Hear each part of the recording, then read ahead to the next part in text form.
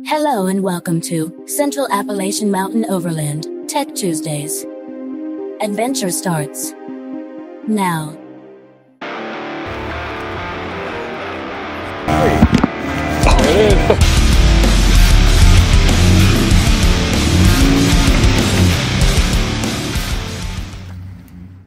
What's up, guys? This is Nick with Central Appalachian Mountain Overland. Welcome to the tool shed. Today, we're talking tires. Today, we're going to talk about the three types of tires, airing down, and also we're going to dispel a myth about the LT tire and the 10 plies. So first, let's talk about the three types of tires you're primarily going to see in an overland context. First is your all-terrain tire. This is going to be your long-haul champion, right? This is what you're going to be able to put some more road miles on. It's going to be a little bit lighter. You're also going to get better miles per gallon. The construction is essentially going to be the same, but the difference is going to be the compound of the tire. It's going to be a little bit harder, so you're going to get a little bit more road miles, but you're going to give up that wet traction that you're going to see out of a mud tire like this. Mud, again, it's going to be that all-terrain tire's kryptonite. It's just not going to be designed to clear debris the way that an MT tire is. Now, an MT tire like this, these guys are heavy. They have very thick sidewalls. They have very big lugs. Probably going to be a little bit louder on the highway. You're going to lose a little bit of miles per gallon. So the happy medium, the RT tire. These aren't going to be great at either. It's not going to be an amazing highway tire. It's not going to be an amazing mud tire, but it is a good happy medium, and I think it's something that I'm personally going to try next. Right now I have all terrains on the truck. I took these MTs off. They're just a little bit too heavy. We took a trip up to Canada. I didn't want to spin these things all the way up there. So I think an RT is something that you probably might want to look into if mixed surfaces is something that you find yourself getting into, where you might beat feet on the highway for 1,000 miles to get to the trail, but then you might spend 4, 5, 6 days in the woods, deep mud, things like that. An RT is going to be a more aggressive all-terrain with some road characteristics of an all-terrain. So to choose the tire, you need to think about what you're driving in. Is my realistic day-to-day anything beyond weekend trips or monthly trips? If money's not an option and you think a mud tire looks cool, more power to you. It's your money, it's your rig. But if you're really thinking in an overland context, do you really want to be throwing tires on your truck every 20,000 miles if you're driving 2,000 miles a week for work and you're doing that on the highway? Might be a good idea. A, maybe you have a different wheel set, or B, go ahead and get that all-terrain tire. You're going to get a lot more mileage out of them. The other thing to consider with a mud terrain tire is most compounds, not all of them, but most compounds are very soft.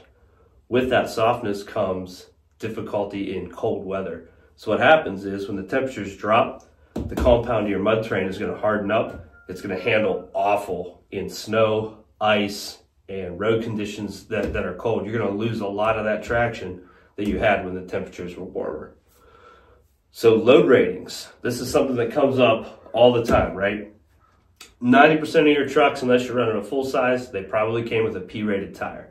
Now there's different load ranges within the P group, but that represents a segment of weight bearing that a tire is able to carry. Most folks in an overland context are going to move to an LT tire, but they do it for the wrong reasons.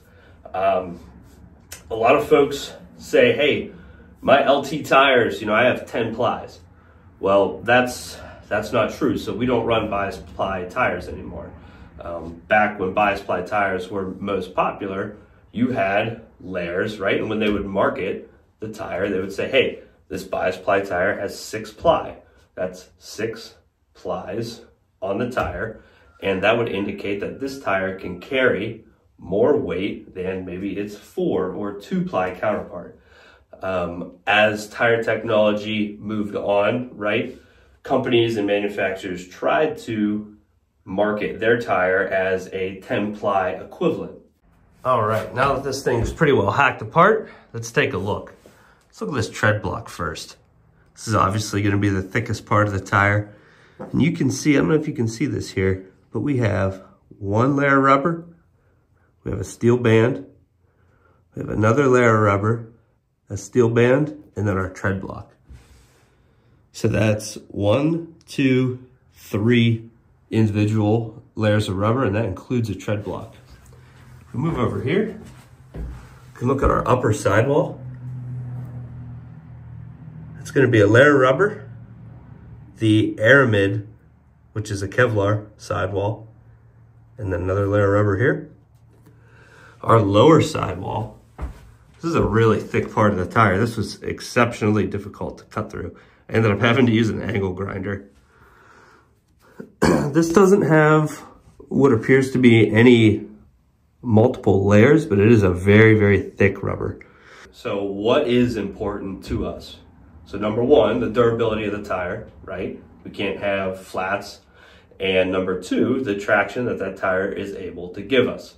So what I personally suggest folks do, if you're really overlanding in the context or off-road is a part of that, I don't think that a P-rated tire has a place.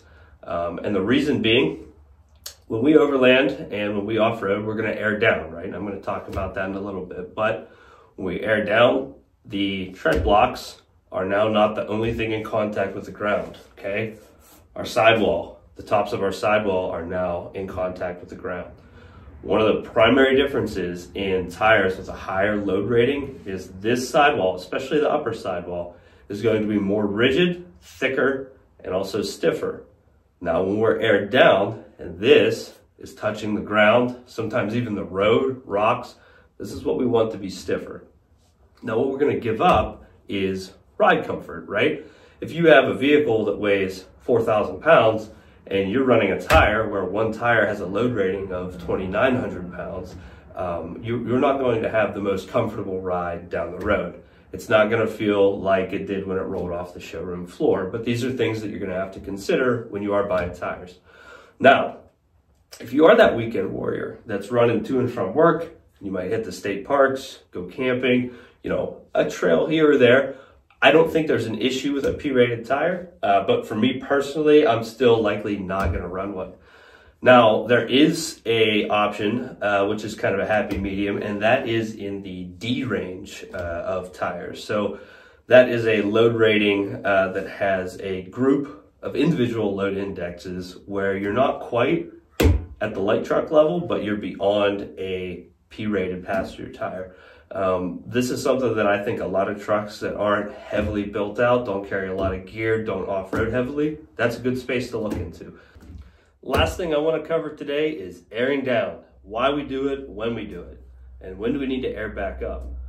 So primarily the reason that we're going to air down is for traction, right? When we remove pressure from these tires, we increase our contact patch from just the tread blocks to now we involve the sidewalls. You'll see in a lot of all-terrain tires, RT tires, and aggressive tires, you'll even see tread patterns cut into these sidewalls. And when you're in the rough, when you're in the soft earth, and you're aired down, this is going to play a major role. Also, when you're going over obstacles, this tire is going to flex on you, right? So if you're aired down to, say, 10 PSI, which is reasonably low, I'll get into this a bit later, but the 12 to 14 range is typically what I like to off-road if I'm on a trail at, without bead locks. But if we're aired down, think of this tire as wrapping around that obstacle, whereas if it's aired the whole way up, it's not going to give, and the only area you're going to have traction is what's immediately in contact with that obstacle.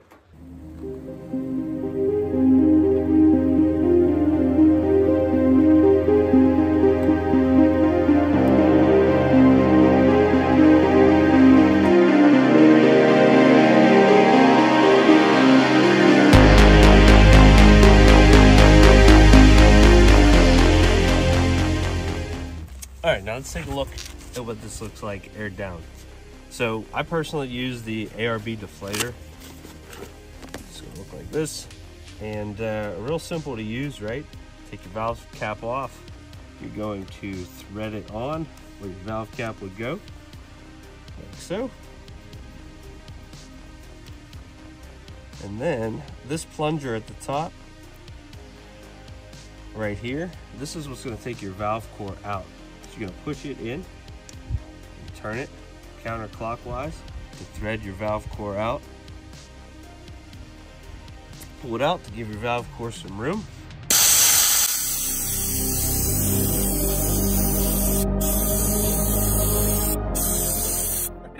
15 psi, which is about what I would run on an average trail where I'd be using 4 low and going over obstacles. We're going to go ahead and unput this.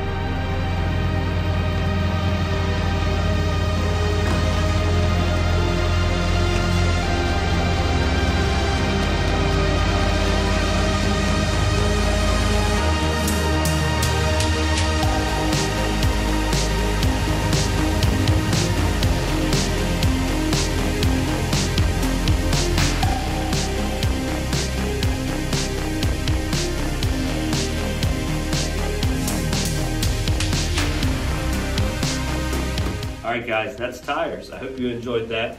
I have some more exciting ones loaded up in the chamber, but I really wanted to get something out about tires. It's been a topic within our little group that has come up quite a bit, and hopefully something in here was beneficial to you. So if you enjoyed that, go ahead and like this. I'd appreciate a follow, and hopefully we can do these every Tuesday. Thanks guys.